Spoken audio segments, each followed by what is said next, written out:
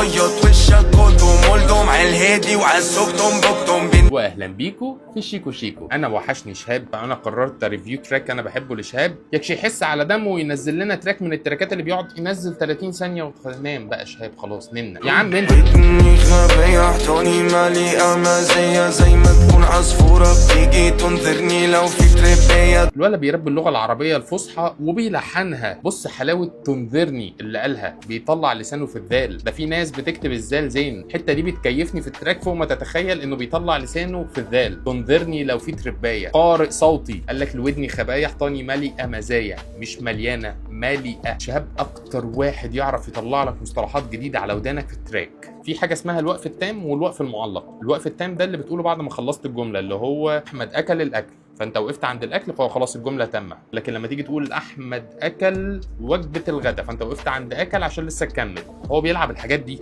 بيلعب الحاجات الصوتيه دي. بص في اللي جايه، توضح لو عامية بمجهودي والله معايا. توضح لو ايه بقى، فهو سكت. توضح لو عمايه. يا جدعان الراجل ده قاعد بيقعد في البيت ليه؟ الراجل ده ما بينزلش تراكات كتير، ما حد اللي عارف بيته يقبض عليه.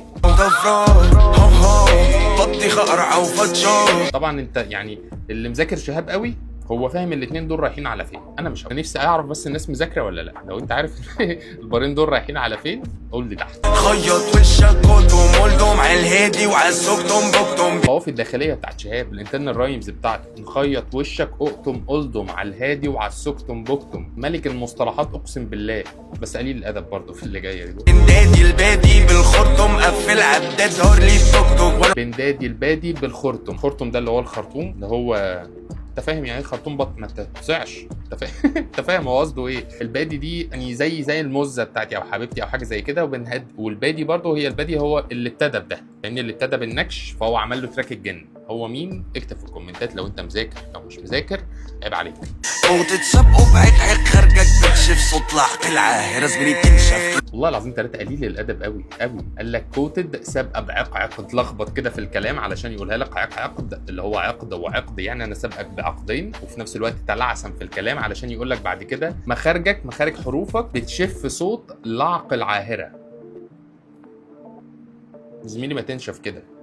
صوتي مادة كوكايين انفيلد بين. الانجليش بيتحط امتى؟ لما يبقى ليه لازمه، لما نعرف نقوله صح ونلحنه صح. حتى ما طولتش نصيتي فينك يا قرعتي فين.